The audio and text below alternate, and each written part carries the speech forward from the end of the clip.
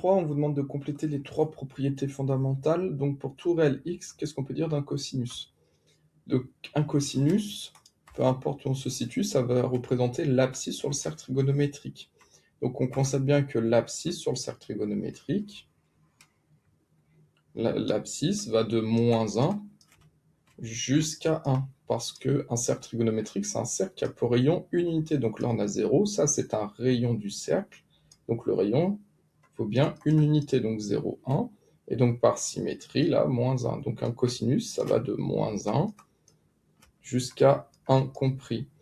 Et un sinus, ça représente l'ordonnée sur le cercle trigonométrique. Un cercle trigonométrique a pour rayon une unité.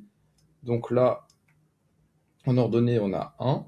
Et là, en ordonnée, on a -1. Donc un sinus, ça va de -1 jusqu'à 1. Et la propriété suivante, ça à connaître, c'est qu'un cosinus de x, le tout au carré plus le sinus de x, le tout au carré vaut toujours 1 avec x qui est la même valeur. Donc cosinus de x au carré plus sinus d'un même angle x au carré vaut toujours 1. Ok, ensuite on va passer aux mesures principales.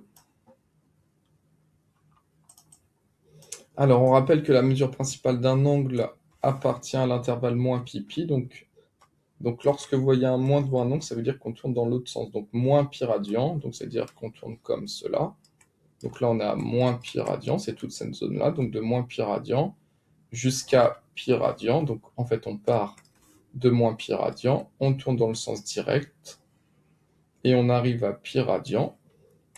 Et comme les deux angles sont au même point, il faut aller trancher, donc on a décidé de ne pas prendre l'angle moins pi. Donc c'est-à-dire ça veut dire que si on est sur le point ici, on ne prend pas moins pi, par contre pi est inclus. Ça veut dire que si on est là, entre moins pi et pi on a tranché, on prend l'angle pi radian.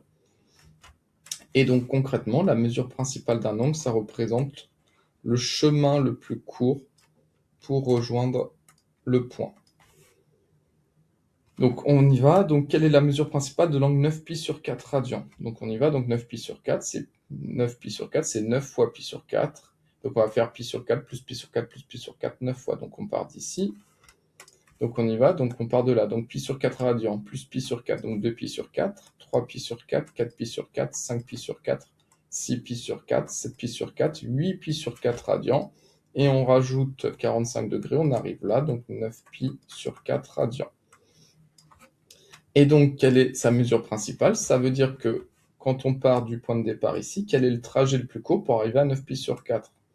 Est-ce que le trajet le plus court, c'est ce chemin-là, le trajet le plus court? Et donc 9pi sur 4, on constate que c'est pareil que pi sur 4 radians modulo 2pi. Donc pi sur 4 radians. Le suivant, l'angle 11pi sur 2 radians. Donc 11pi sur 2 radians, c'est 11 fois pi sur 2 radians. Donc on va faire 11 fois 90 degrés.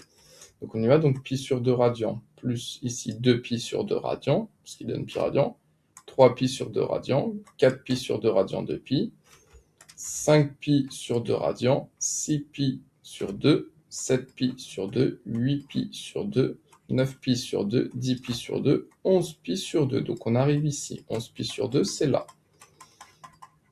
Et donc en partant du point de départ, quel est le trajet le plus court pour arriver à 11pi sur 2? Donc le trajet le plus court pour arriver à 11pi sur 2, c'est de parcourir le cercle trigonométrique dans le sens indirect.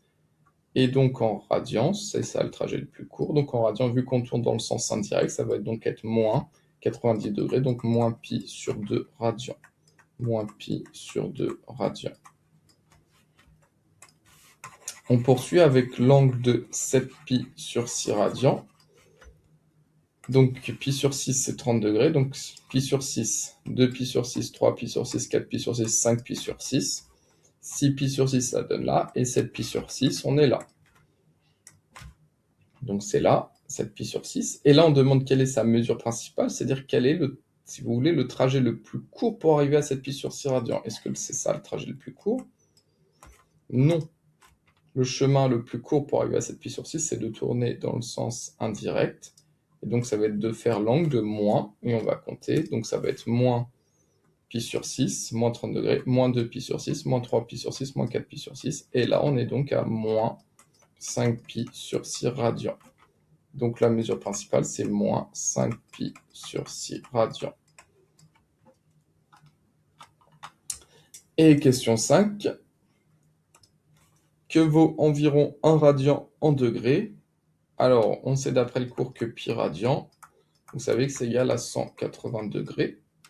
Donc, pour avoir 1 radian, on va diviser par pi. Donc, pi divisé par pi radian égale à 180 degrés divisé par pi. Pi divisé par pi, ça vaut donc 1 radian. Environ égale, vous savez que pi c'est environ 3,14 au centième près, donc 180 divisé par 3,14. Donc ça donne environ 57,3 degrés. Donc 1 radian, c'est environ 57,3 degrés. On va maintenant passer à des équations. Alors, on vous dit de résoudre sur l'intervalle 0, 2 pi. Donc 0, 2 pi, on part de 0, on tourne dans le sens direct, 2 pi. Voilà, donc c'est le cercle dans le sens direct. Et attention, on doit trancher 0 inclus, 2 pi est exclu. Ça veut dire que si on est sur le point là, on choisira 0 radian plutôt que 2 pi radian pour répondre. Ok, donc première équation, on vous demande de résoudre sur 0,2 pi, cos de x égale 1,5. Donc déjà, l'inconnu, c'est x. Donc x, ça va représenter l'angle sur le cercle trigonométrique dans le sens direct. Donc la question est, pour quelle valeur de x, donc pour quel angle entre 0 et 2 pi radian, on a un cosinus qui vaut 1,5. Donc pour ce faire, comme le cosinus vaut 1,5, on va se mettre en cos 1,5 ici. C'est ça le cosinus 1,5. On remonte, tac et tac, et on descend, et on constate qu'il y a deux angles. Quand x vaut pi sur 3, son cosinus vaut 1,5, et quand x vaut 5 pi sur 3, son cosinus vaut 1,5. Donc on écrit que ça c'est équivalent. L'inconnu c'est x, à x égale pi sur 3 radians, ou x égale 5 pi sur 3 radians. Donc il y a deux solutions, l'ensemble des solutions. La première solution, pi sur 3 radians.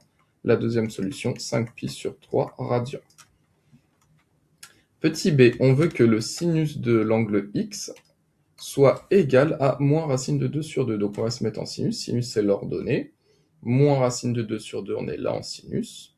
Et on regarde les deux angles qui ont pour sinus moins racine de 2 sur 2. On constate qu'il y a l'angle 5π sur 4. 5π sur 4 a pour sinus moins racine de 2 sur 2. Et 7π sur 4 a pour sinus moins racine de 2 sur 2. Donc on écrit cet équivalent à x égale 5π sur 4 ou x est égal 7π sur 4. Donc il y a également deux solutions, 5π sur 4 et 7π sur 4. Petit c, donc il faut résoudre 2 cos de x plus racine de 3 égale à 0. Donc l'inconnu c'est x. Donc ce que l'on va faire, c'est qu'on va déjà isoler l'inconnu x. Donc on va faire moins racine de 3 à gauche, moins racine carrée de 3 à droite. Donc ça c'est équivalent à 2 cosinus de x est égal moins racine carrée de 3. Et là on a 2 fois cos, donc on va diviser par 2 de deux côtés. On divise par 2 à gauche, on divise par 2 à droite. Donc il reste cos de x égale moins racine carrée de 3 sur 2. Donc la question est pour quelle valeur de x on a un cosinus qui vaut moins racine de 3 sur 2. Donc cos c'est l'abscisse, on se met à moins racine carrée de 3 sur 2. Et on regarde les deux angles qui ont pour cosinus moins racine de 3 sur 2. Il y a l'angle 5π sur 6 radians et 7π sur 6 radians. Donc on écrit que ça c'est équivalent à x est égal à 5π sur 6 radians ou x égale 7π sur 6 radians. On a ainsi deux solutions, 5π sur 6 radians et 7π sur 6 radians. Équation D, on veut résoudre cos de x plus 1 fois sinus de x moins 1/2 égale à 0. Donc déjà, on constate qu'on a une équation produit nul. Donc comme c'est une équation produit nul, ça signifie que soit cos de x plus 1 est égal à 0, ou sinus de x moins 1/2 est égal à 0. On va isoler le x, donc on va faire moins 1 à gauche, moins 1 à droite. Donc ça revient à résoudre cos de x est égal à moins 1, ou sinus de x plus 1 demi à gauche plus 1 demi à droite égale 1 demi, est équivalent. Alors, cosinus de x qui vaut moins 1, donc on veut un cosinus qui vaut moins 1. Donc cos, c'est l'abscisse, donc on se met en abscisse égale moins 1, on est là. Et quel angle a pour abscisse moins 1? C'est l'angle pi. Pi radian, son cosinus, son abscisse, c'est bien moins 1. À l'angle pi, le point qui est là, a bien pour abscisse moins 1. Donc c'est équivalent à x égale pi. Pour pi, on est là. Pi, son abscisse, c'est bien moins 1. Ou, et là on veut un sinus qui vaut 1 demi. Donc sinus, ça représente l'ordonnée sur cercle trigonométrique. On se met à 1 demi en sinus en ordonnée. Tac, tac. Et on a deux angles. On a l'angle 5pi sur 6. Son sinus, c'est 1 demi. Et l'angle pi sur 6, son sinus vaut 1 demi. Donc, ou x égale 5pi sur 6 radians, ou x égale pi sur 6 radians. Et donc là, il y avait trois solutions à cette équation. Il y avait l'angle pi radian, l'angle 5pi sur 6 radians, et l'angle pi sur 6 radians.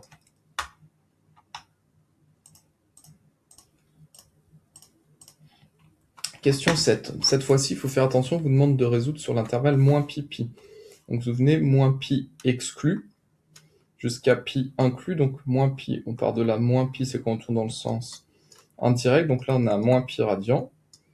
Donc on part de moins pi et on va jusqu'à pi, tac, ici.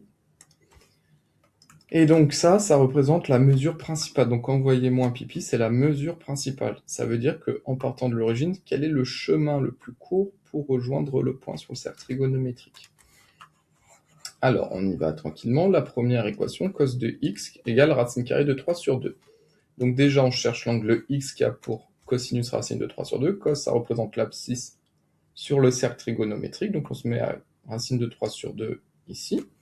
Et on regarde les deux angles, tac et tac. Donc on a pi sur 6, 11 pi sur 6. Et donc la question, c'est de se dire, en fait, quel est le chemin le plus court pour arriver à chaque point? Donc pour arriver à pi sur 6, le trajet le plus court, c'est bien évidemment de faire ce chemin-là, pi sur 6 radians. Donc là, c'est équivalent à x égale pi sur 6 radians. Mais par contre, pour arriver à 11 pi sur 6 radians, on part toujours de là, le point de départ est là. Est-ce que c'est ça le chemin le plus rapide, c'est faire 11 pi sur 6 radians?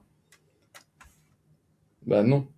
Et donc le chemin le plus rapide, c'est de tourner dans le sens indirect. Et quand on tourne dans le sens indirect, on fait moins 30 degrés. Et donc on fait un angle de moins pi sur 6 radians dans le sens indirect. On est à moins pi sur 6 radians. Donc où x est égal à moins pi sur 6 radians.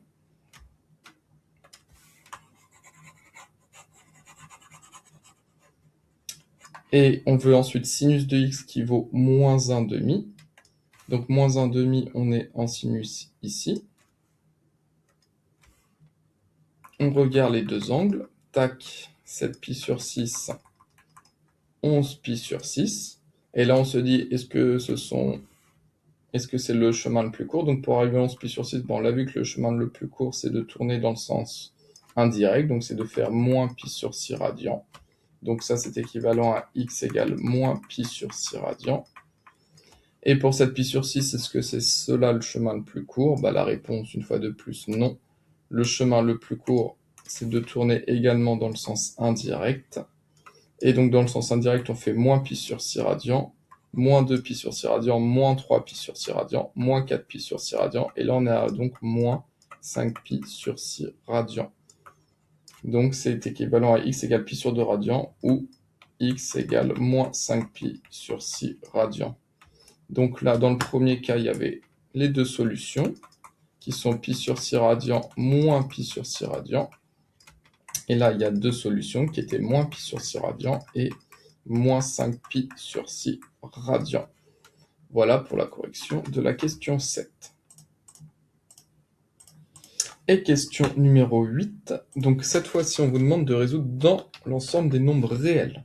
Donc l'ensemble des nombres réels, c'est-à-dire qu'il va falloir donner tous les angles. L'équation suivante, cos de x égale 0 radian. Donc déjà, on démarre comme d'habitude. On va se mettre donc le cosinus qui vaut 0. Donc le cosinus, ça représente l'abscisse sur le cercle trigonométrique. Donc 0 en abscisse, on est là. Et donc il y a deux angles qui ont pour cosinus 0. Donc déjà sur 0,2 pi. Pi sur 2 radians. Pi sur 2, son cosinus, son abscisse vaut bien 0. Et l'angle 3 pi sur 2 radians. Son cosinus, son abscisse vaut bien 0. Donc déjà, cos de x égale à 0 est équivalent à x est égal pi sur 2 radians, laissez de la place, ou x égale 3 pi sur 2 radians, et on laisse de la place. Sauf que là, on n'est pas sur 0,2 pi, pour 0 jusqu'à 2 pi, c'est le cercle comme ça, et là, on est sur l'ensemble des nombres réels, c'est-à-dire qu'il va falloir ajouter tout. À chaque fois, on va rajouter, on est modulo 2 pi. Donc concrètement, là, si je prends pi sur 2 radians, je pars de pi sur 2 radians. Si je rajoute 2 pi plus 2 pi, vous savez que 2 pi, c'est le contour du cercle trigonométrique. Donc si je pars de pi sur 2 et que je lui fais plus 2 pi, hop, je reviens ici. Et donc l'angle pi sur 2 plus 2 pi, donc là, si je le calcule, pi sur 2 plus 2 pi, on met au même dénominateur, 2 c'est 2 sur 1, fois 2 fois 2, donc ça va donner l'angle 5pi sur 2 radians. Donc on constate que l'angle pi sur 2 radians et l'angle 5pi sur 2 radians ont pour cosinus 0. Et pareil, je peux encore ajouter plus 2pi. Parce que 5pi sur 4, je suis là, 5pi sur 2, je suis là. Si je rajoute 2pi, on refait un tour complet, on revient ici. Donc 5pi sur 2, plus je rajoute 2pi, je vous laisse calculer, on trouve 9pi sur 2 radians. Donc 9pi sur 2 est également ici. Et 9pi sur 2 radians a également pour cosinus 0. Pareil, 9pi sur 2 radians, si on rajoute plus 2pi, hop, on refait un tour complet et on revient ici. Et donc l'angle 9pi sur 2 radians plus 2pi, ça donne 13pi sur 2 radians. L'angle 13pi sur 2 radians a également pour cosinus 0. Donc en fait, tous les nombres réels qui ont pour cosinus 0 sont de la forme pi sur 2 radians, plus on va rajouter 2pi, hop, on revient au même endroit, plus on va rajouter 2pi, plus on va rajouter 2pi, plus on va rajouter 2pi, un nombre infini de fois. Donc ça va faire plus de pi, plus de pi, plus de pi, plus de pi, plus de pi, un nombre infini de fois. Et donc ça, on peut dire que c'est plus de pi, 2pi, plus de pi, plus de pi, plus de pi, plus de pi, fois k. Avec k, un entier, un nombre entier. Z, ce sont les nombres entiers. Donc on rajoute plus de pi fois k. Et k, c'est le nombre de tours. Si k vaut 3, 2pi fois 3, ça fait plus de pi, plus de pi, plus de pi. On a fait 3 tours. Donc en fait, c'est x, c'est pi sur 2, plus 2pi, c'est un tour, fois k, et k, c'est le nombre de tours. On rajoute un nombre infini de tours. Et pareil, 3pi sur 2, si je suis à 3pi sur 2 et que je lui fais plus de pi, plus de pi, hop, on revient au même endroit. Et donc le cosinus vaut toujours 0. Plus on rajoute 2pi, on revient au même endroit. Plus on rajoute 2pi, donc on va faire plus de pi, plus de pi, plus de pi, plus de pi, plus de pi, plus de pi, un nombre infini de fois. Donc ça va être plus de pi et fois k. K, c'est un nombre entier qui donne le nombre de tours avec k appartenant au nombre entier. Voilà pour cette équation.